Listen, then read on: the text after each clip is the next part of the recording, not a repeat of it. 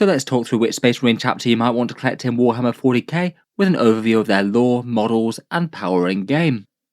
If you're new to the Space Marines, then Space Marine chapters are basically the fighting forces they're organised into, typically roughly 1,000 battle brothers in power armour, organised into 10 companies, and usually operating out of a fortress monastery, from which they recruit and maintain their armoury and relics. Each Space Marine chapter in Warhammer 40k has their own heraldry, fighting style, strengths and weaknesses, quite a lot of them drawing loosely off real-world themes and inspirations in one way or another, or certain archetypes of making war.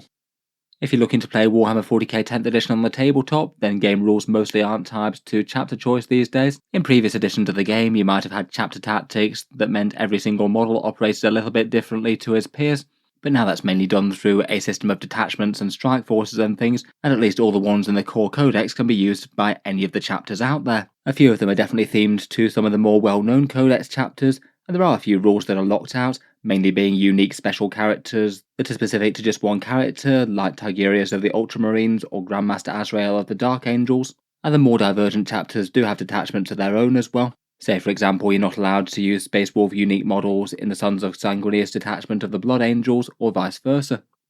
Out there in the galaxy of the 41st millennium, there are myriads of chapters to choose from. The most famous ones are generally direct descendants of some of the Space Marine legions from the Horus Heresy, plus Black Templars and Deathwatch, though there really are quite a lot of notable successor chapters from the lore, and occasionally have some game rules, things like Blood Ravens from Dawn of War or Crimson Fists in the defense of Rin's world.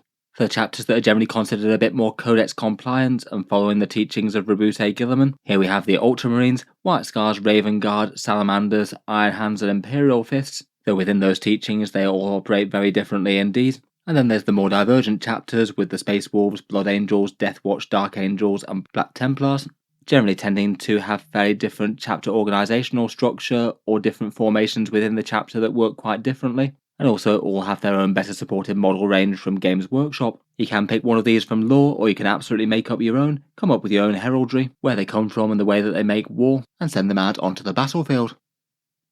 Kicking off with the Codex compliant chapters though, and first up we have pretty much the poster boys of Warhammer 40k in the Ultramarines. Hailing from their homeworld of Macragge, the blue armoured Ultramarines definitely have some Romanesque vibes going on, and generally seen as expert strategists and very competent war makers, espousing tactical flexibility above all. They maintain a region of unusually controlled and productive space within the southeast corner of the Imperium, though this has often been a beacon for multiple enemies to launch great invasions into, High Fleet Behemoth and the Plague Worlds of the Death Guard being some of the most famous. The chapter's led by the venerable Marneus Calgar, and of course they have their Primarch return to the galaxy in Rabute Gilliman, serving as Lord Commander of the Imperium and working tirelessly to overcome the impossible odds that humanity is set against with the constant waves of heretics, traitors and xenos that beset them in 40k.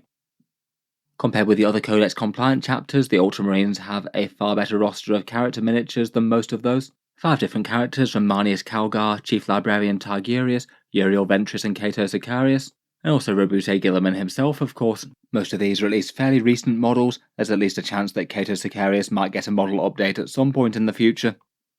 In gameplay, I'd rate most of their characters as really quite usable right now. Tigurius I think does an awful lot for his very cheap points cost, good damage dealing in himself, and both protects his squad and makes them more dangerous as well with sustained hits. Calgar's just an all-round powerhouse that generates you command points and is quite nice with aggressors or blade guard, and Uriel Ventris is quite nice to nominate a infantry unit to deep strike somewhere on the board. Can be a very nice way to deliver some scary firepower somewhere. Within Codex Space Marines, the Gladius Task Force is kind of their themed detachment. This one is the one that represents tactical balance with the different combat doctrines that you can cycle through in the Space Marines, giving you some nice movement advantages whether you've got ranged warfare or melee fighting going on. It does also have a rather nasty, brutal fire discipline combo that you can put on a character and get a whole bunch of sustained lethal hits with some stratagems. That can be very nice on some aggressors or hellblasters. Overall, I'd rate them fairly strong in game at the moment. The Gladius is really quite good, and they've got quite a lot of unique characters, many of which are very solid indeed.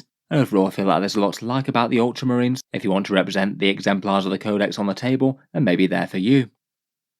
Next up, we've got the White Scars. These are the white armor marines with lightning bolt heraldry. They generally bring quite a lot of Mongol theming to the tactics, swapping up cavalry of old for armoured bikes, and hurtling towards the enemy with devastating hit and run charges, speed being the absolute order of the day. Their Primarch is Jagatai Khan, who was lost in the webway after pursuing Drukhari raiders. Their homeworld is Chigoris, and their chapter master is Yubal Khan.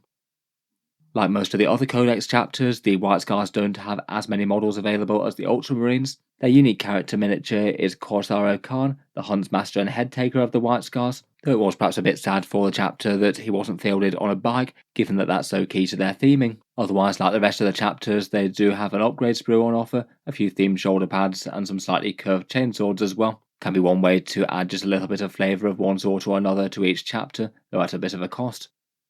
In game, Corsaro Khan I think is good enough for the points cost. He is really quite cheap and fairly fighty, not too bad in a squad of Blade Guard maybe. And for their themed attachment within the Codex, that would be the Stormlance Task Force. This one allows the Space Marines to advance and charge for huge threat range for melee units, particularly so for bikes that can auto-advance 6 inches, meaning they definitely have the potential to threaten charges on the enemy on the first turn. I think the core rule is quite useful and some of the stratagems are quite good. There's a nice reactive move 1 and a -1 to hit and move mounted or fly vehicle units, but perhaps its biggest issue is that it's just very fixated on the mounted keyword, and core Codex Space Marines only really have the Outriders and Invader ATV for that, plus a Chaplain on bike. Weirdly enough, it means that the detachment is probably stronger for Dark Angels, Raven Wing or Space Wolf Thunderwolves.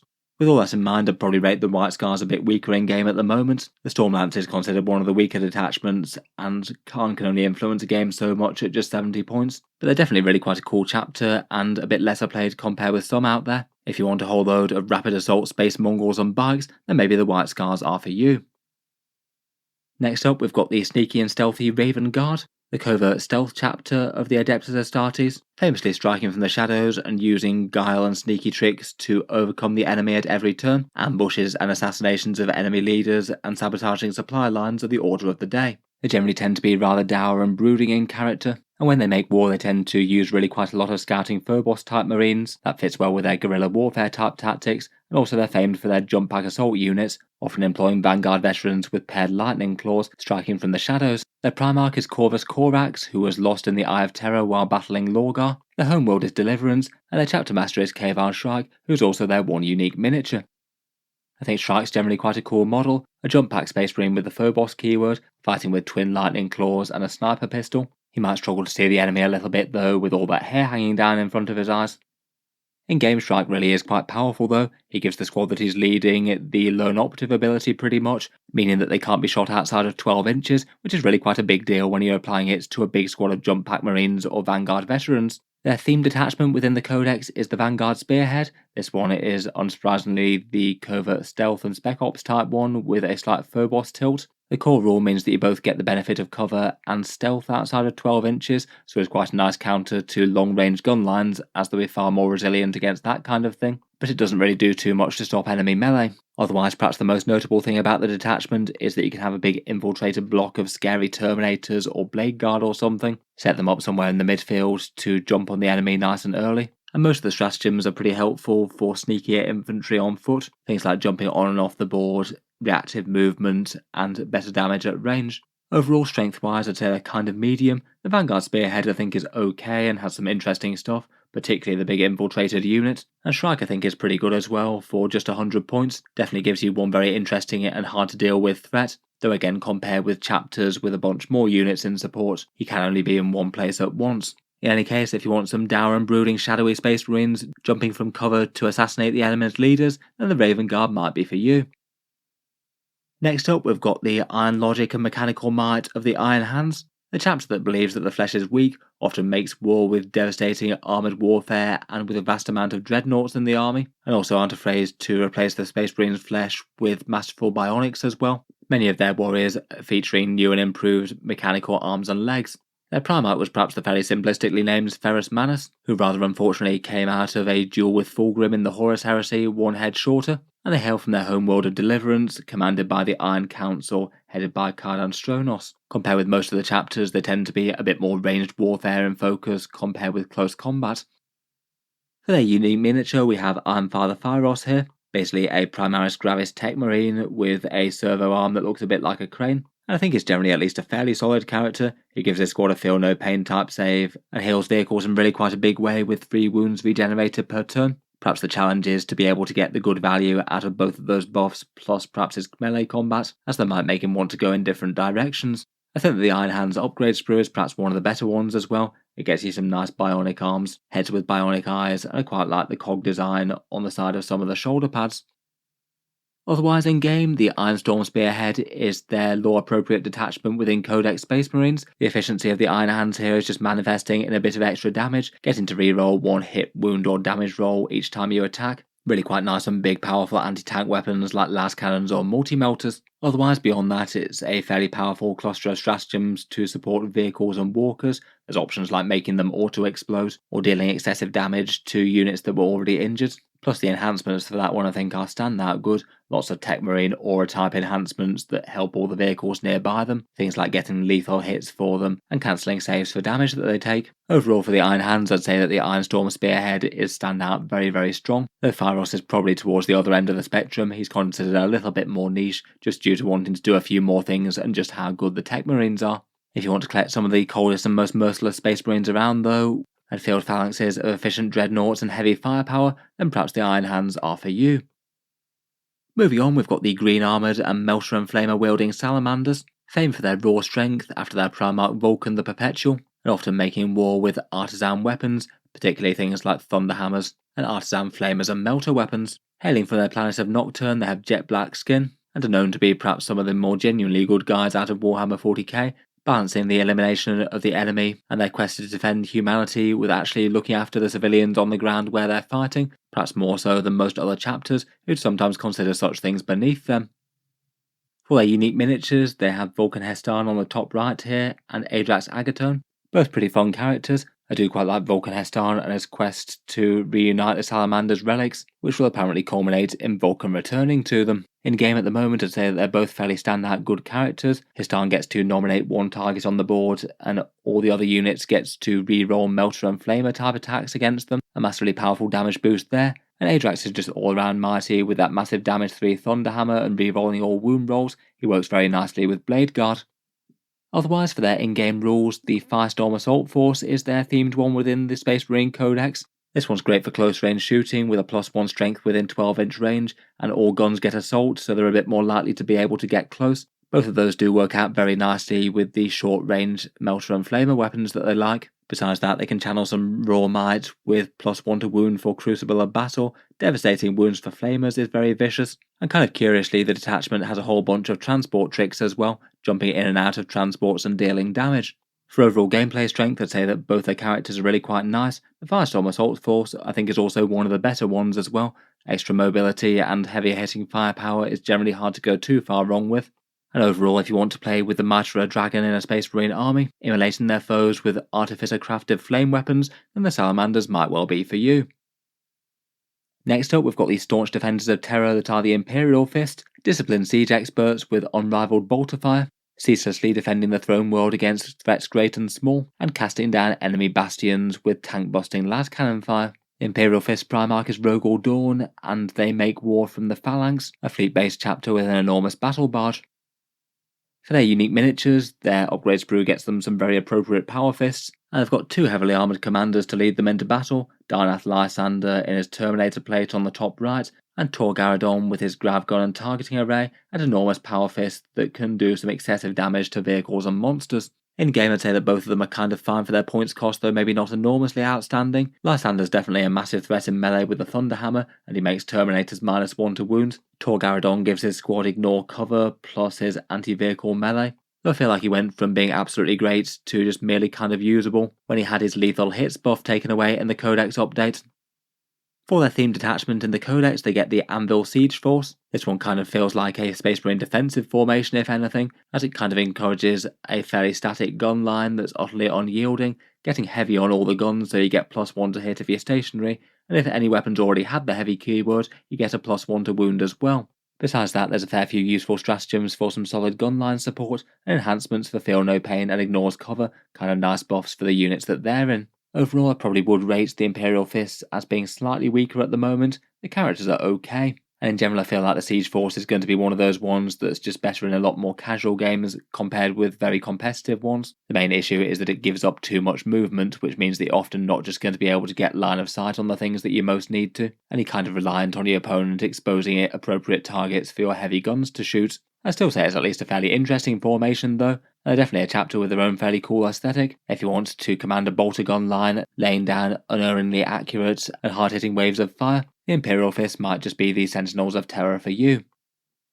While we're on the Imperial Fists, I thought it might be worth stopping off for the successor chapter, the Crimson Fists, a chapter brought to the very brink of destruction following a massive orc invasion of Rin's world. The chapter's fortress monastery was shattered, and Pedro Cantor led a force of veterans out of the ashes to repel the invasion and take back their planet. For rules representation, there's only really Pedro Cantor himself at the moment. I guess the Anvil Siege Force would also be their spiritual theme detachment. I'd say he's an okay generalist with some fairly punchy melee, good enough shooting, and a big damage buff for his unit once per game. Not too bad when paired with a big unit of Stern Guard or something perhaps. That would definitely be a lore appropriate choice.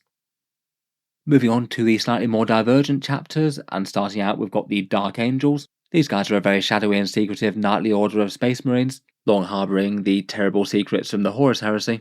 That half of their chapter fell to chaos, and they've been trying to cover up these secrets ever since. Much of the lore of the Dark Angels has been hunting down their fallen brethren, the Ravenwing scouting them out, then the armoured might of the bone-coloured Deathwing Terminators teleporting in to deliver the killing blow, and generally considered a very mighty and capable chapter in all manner of war, and perhaps with a particular tendency to use plasma weapons. Their chapter master is Grandmaster Azrael, marshalling his forces from the Rock, though they've been recently rejoined by Primarch Lionel Johnson himself, returning from nowhere to deliver them salvation against the machinations of Vashtor, after he pieced together their shattered homeworld of Caliban and turned it into a mechanical chaos abomination.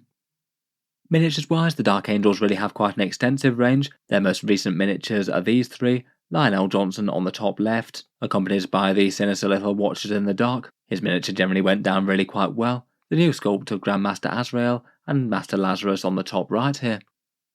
Otherwise, most of the rest of their unique units are split between the bone-coloured Terminators of the Deathwing and the black-armoured Bikes and Scouts of the Ravenwing. Here we've got some Deathwing Knights, a Ravenwing command squad with plasma talons, plus a Nephilim jet fighter. I'd guess that a fair bunch of these are probably going to get updated when their codex comes out in 2024. Seems fairly likely given Games Workshop releasing some new Terminators for 10th edition. In-game, currently at the moment, I'd probably rate their strongest choices as Grandmaster Azrael, who just gives you an enormous value for 105 points between command points and extra damage and defensive boosts for his squad, and probably the variants of Deathwing Terminators. Both the command squad and the Deathwing Knights are really quite interesting units, and are perhaps some of the best Terminator units to build around in 40k. Unfortunately, the same can't really be said of their Unforgiven task force.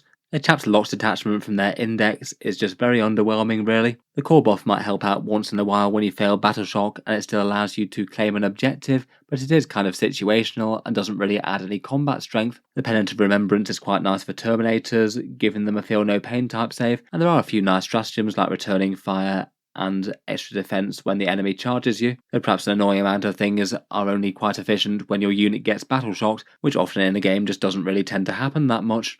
Overall, the Dark Angels don't seem to be doing too badly in tournaments though. They seem to be one of the slightly stronger Space Marine chapters out there with a win rate of around about 48%, though in general that tends to come with them not using the Unforgiven task force, more like the Gladius or other things. In any case, all gameplay aside, if you want to command a secret order of knights and get some hooded and robed Space Marines on the board, then the Dark Angels might well be the one for you.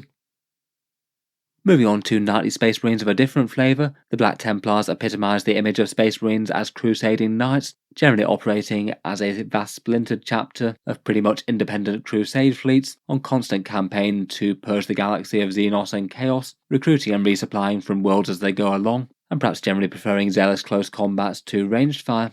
Their ranks are unusual, with neophytes fighting alongside their initiate pairs in vast squads of chainsword-armed Space Marines, often deploying from Land Raiders and goaded into battle by the stirring rhetoric of their chaplains. Originally, the Black Templars were successors of the Imperial Fists, though taken in really quite a different direction by their founder Sigismund, and in overall command is High Marshal Helbrecht, who serves as their chapter master. The Black Templars range, I'd say, is a fairly nice medium-sized one. This one was extensively redone during 9th edition, and Games Workshop did go fairly complete for this, redoing Sword Brethren, the Crusader squads, and giving them quite a few character releases at the same time. They've also got this rather nice upgrade sprue on the right here. I'd say it's more generous than most of the rest of them that are on offer. There's a few other interesting things like shotguns for their neophytes, various manifestations of relics, and a multi-melter for tanks and vehicles. Otherwise, here's a few of their character miniatures. High Marshal Helbrecht himself on the left, freshly having slain an orc, the feared Emperor's champion wielding the black sword in the middle, and one of their unique Marshal Captain type miniatures, a more generic HQ on the right. In game, at least at time of recording, the Black Templars are kind of remarkably strong. Games Workshop made their Crusader squads just fantastically cheap in game. Only 14 points per Space Marine body is very, very good. Their character support is pretty excellent, with Helbrecht and Grimaldus being particularly effective choices. And even their tanks are really quite fearsome, with the opportunity to take multi-melters at small costs on repulsors, impulsors and gladiator tanks, all of which are at least fairly efficient already. Their detachment is one of the ones that's generally been seen as superior to the Gladius as well. Their Righteous Crusaders formation allows them to get a 6+ feel no pain type save army-wide if they want. That is quite handy for defense, or can swap it out for one of various different melee buffs if that makes more sense for the matchup. They've got some pretty nice melee support stratagems as well, including the ability to lock enemies in close combat, and an easy access to 5+ feel no pain, both from Grimaldus and the Turnhauser's Bones enhancement, that can make for two fantastically tanky Crusader squads. With all that, it seems that they're currently the Space Marines to beat, a really big win percentage of around 54% in tournaments. And overall, if you want to command an army of zealous black-clad space knights crusading across the galaxy to purge the unclean, then the Black Templars might well be for you. Next up, we've got the tragic angelic heroes of the Blood Angels, the noble sons of Sanguinius, who are haunted by visions of their dying Primarch, brutally slain at the hands of the War Master during the Horus Heresy, before the Emperor himself had chance to arrive. These death visions have haunted them throughout the years ever since, and even the greatest and mightiest amongst the chapter can fall prey to the bloodthirsty Red Thirst, turning them into savage killers on the battlefield, and the altogether more insidious threat of the Black Rage, the death visions overtaking them until they are good for little more than seeking to go out in style in the Death Company, thrown into the enemy's ranks to put the angry Space Marine bloodlust to very good use. The Blood Angels hail from their homeworld of Baal, and their chapter master is Dante, a golden armoured exemplar of the chapter, an ancient commander serving as Lord Commander of the Imperium Nihilus. Particularly like the Dark Angels and the Space Wolves, the Blood Angels are an army that has a vast amount of characters and unique options compared with most, and the most recent entries in their miniature lineup are Commander Dante on the right here, and Chief Librarian Mephiston, the only Blood Angel to have thrown off the shackles of the Black Rage. Otherwise, they've got quite a few other unique units, some alternative patterns of vehicles, such as the Baal Predator with its Flamestorm cannon on the top left, or the close combat dreadnought of the Furioso, and of course their unique jump infantry, which they're particularly famous for, Black Armoured Death Company on the left hand side, and then the golden armoured entourage of the chapter master that is the Sanguinary Guard on the right. In game, the Blood Angels are perhaps struggling a bit more than most. I'd say the Death Company are at least fairly solid between Power Fist and Inferno pistols, and having good characters to lead them like Chaplain Lamartis, and otherwise things like the Baal Predator with Big Overwatch, Dante himself, Sanguinary Priest, and the Librarian Dreadnought are all kind of interesting, the last of which can teleport units across the board. Unfortunately for them though, their Sons of Sanguinius detachment is considered a bit weaker than the standard Gladius task force for the Space Marines. It definitely does have its merits, and if you can make it into combat, then the Blood Angels will be extra savage. +1 attack and +1 strength on the charge is very nice on any combat units, but otherwise it's maybe just lacking a bit for tricks or raw power. I guess there's Red Rampage for yet more melee damage, but otherwise I feel like you're trading out a lot of advantages of getting the Blood Angels into combat. It seems that between their unique detachment and maybe not the most powerful unique units, they are struggling a bit in tournaments, seeming to be one of the weaker factions in Warhammer 40k in general, with a win rate of around about 43% in games. Still though, I'm sure if they're doing a bit weaker at the moment, Games Workshop will likely help them out with either points or rules improvements, and they are a very cool chapter that I've enjoyed collecting myself over the years. If you want a fast-paced and hard-hitting Space Marine assault force that fights from jump packs, then the Blood Angels might be for you. Next up, we've got the Xenos Hunting Special Forces of the Deathwatch, dedicated task force of specialist Space Marines drawn from a wide array of chapters. These pretty much function as the military wing of the Ordo Xenos of the Inquisition, and typically they deploy their Space Marine charges in dedicated strike forces and kill teams, each specialist bringing something valuable to the battlefield and fighting with an exotic array of the best war gear around. The Space Marines are armoured in black with the Litany Xenomortis on a silver shoulder pad on their left shoulder and their own chapter's heraldry on the right, marking where they were originally drawn from. In battle they tend to make heavy use of teleport tactics and bolt rifles with special issue ammunition, either extra armour penetration with things like Kraken rounds or the corrosive dissolving Hellfire rounds to burn down the greatest Xenos monstrosities. The Deathwatch unique miniature range is small and hasn't really seen many updates in really quite a long time. The core of their range is pretty much the standard veteran kill team box set, and is at least quite flexible with options for things like frag cannons and Infernus heavy bolters, They also have Kill Team Cassius here on the left, a bit more of a monopose kill team with a lot of individuality between the members. A couple of unique HQs including the Watchmaster here, and a unique flyer in the Corvus Blackstar to get them from A to B. Besides this, you can also combine various different combinations of Primaris Marines as certain kill teams. There's a Power Armor themed one, a Gravis themed one, and a Phobos themed one, mixing together a few fun specialists and creating some quite fun squad combinations. In game at the moment, perhaps due to their big flexibility, the Proteus kill teams and the standard veteran units are perhaps some of the strongest things that the Deathwatch can bring to bear. Things like their heavy Thunderhammers are quite nice, or getting multiple Terminators with heavy weapons, and the Frag Cannons and the Infernus Heavy Bolters are very nice shooting as well. And their unique detachment is the Black Spear Strike Force, giving them 3 turns of really quite powerful damage dealing boosts, either sustained hits, lethal hits, or precision that applies army wide, and then backing that up with some teleport tricks plus special issue ammunition to make any bolt weapons a lot more dangerous. A couple of their enhancements are really quite interesting as well, the Tome of Ectoclades for doubling up on Oath of Moment, and Beacon Angelis for teleport tricks. Overall, they're currently pretty strong within Codex Space Marines, one of the better armies in terms of win rates, around about 51% at tournaments. There are also the single least played army in Warhammer 40k in general. They do tend to be a little bit niche compared with most. If you want an interesting, composite and well-equipped force of Space Marine veterans fighting with the best gear available to bring down Xenos and aliens alike, then the Deathwatch might be for you.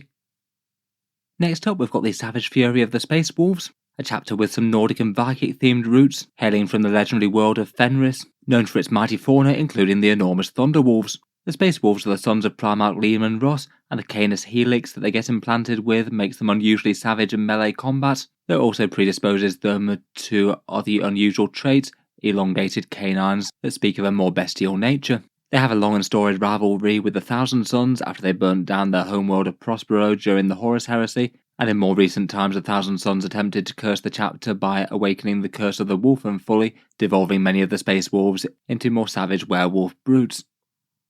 Like the Dark Angels and the Blood Angels, the Space Wolves are another chapter with a massively extensive range of models, plenty of squads that work as slight variants on the original Firstborn things like Longfang Devastators, and Bloodclaws and Grey Hunters instead of Tactical Marines, and really quite a big cast of characters as well, including Ragnar Blackmane front and centre here, Logan Grimnar on the top right here aboard his hover chariot Storm Rider, and on the top left there's one of the Savage Wolfen.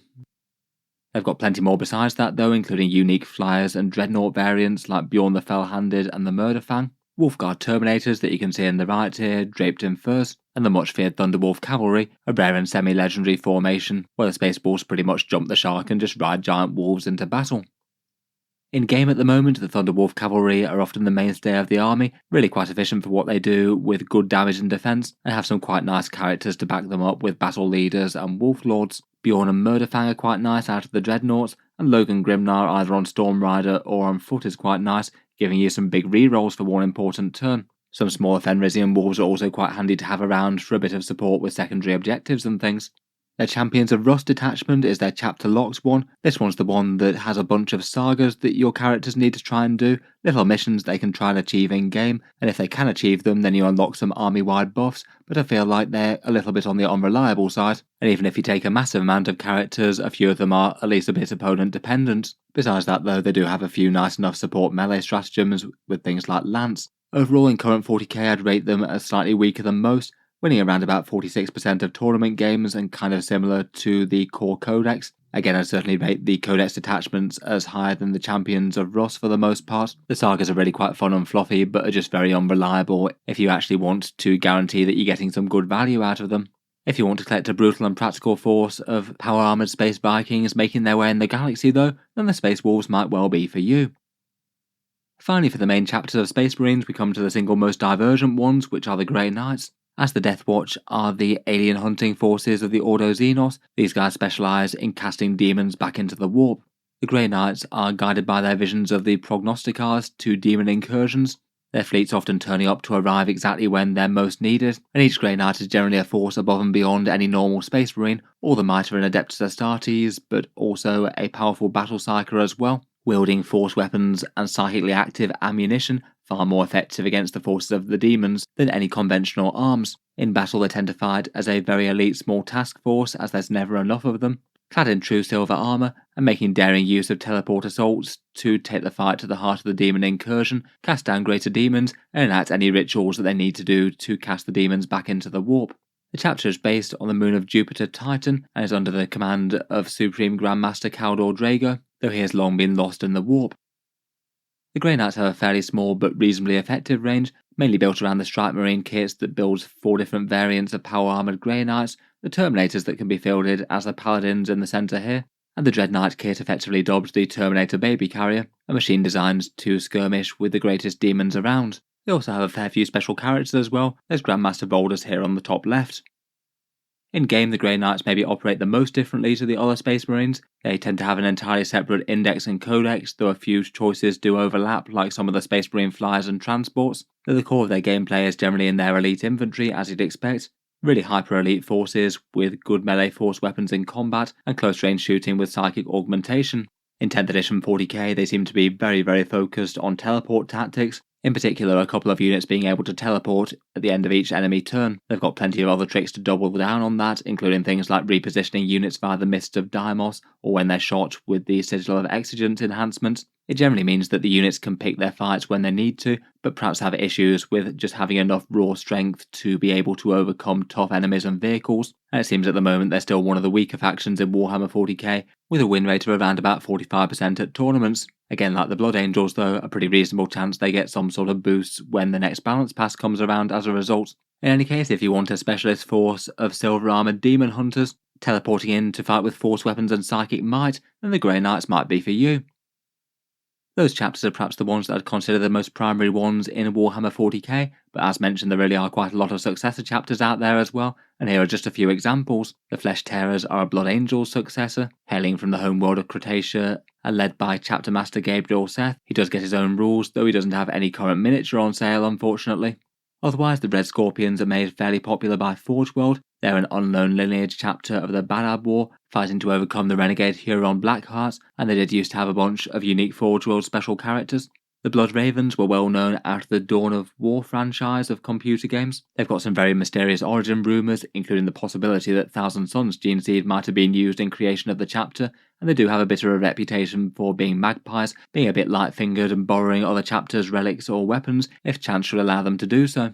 Finally, the Raptors are led by Chapter Master Laius Isodon, a dour Raven Guard successor chapter with a pragmatic and somewhat fatalist outlook, perhaps not falling too far afield from their parent chapter. These are just a few examples of many more successor chapters out there, along with other famous names like the Emperor's Spears, the Black Dragons, or the Carcharodons. And at the moment for their rules in game, you generally just pick a detachment and they fight like any other chapter. In general, all the Forge World special characters and things no longer have their own unique rules anymore. But given that they're not locked down to any one chapter's fighting style necessarily, you could potentially proxy things like epic heroes from other chapters to stand in for some of their famous names. In any case, that's altogether really quite a lot of Space Marines. Hope you've enjoyed a brief tour through the majority of big chapters out there in the galaxy, and let me know which ones are the best and why down in the comments. Which chapter did you choose, or did you go for making your own? If you've enjoyed the video, then feel free to subscribe to Auspex Tactics, while I'll certainly keep the regular 40k videos coming. I do tend to post new ones just about every day. Finally, if you have been enjoying all the videos on the channel, I would just like to mention that Auspex Tactics does have a Patreon page as well, and you can find that linked in the video description if you'd like to help support. Making all the 40k videos like this does take a fair amount of time and effort, and if you are enjoying a lot, then any support is enormously appreciated. Channel patrons do get a fair few advantages, seeing certain videos early each week, regular votes to see what sort of things happen next on the channel, and automatic entry into the regular prize giveaways with a chance to win some big model kits each month. If any of that sounds good to you, or you'd just like to help support, the link is down in the video description. In any case, an absolutely massive thank you for listening, and I'll hope to see you guys next time.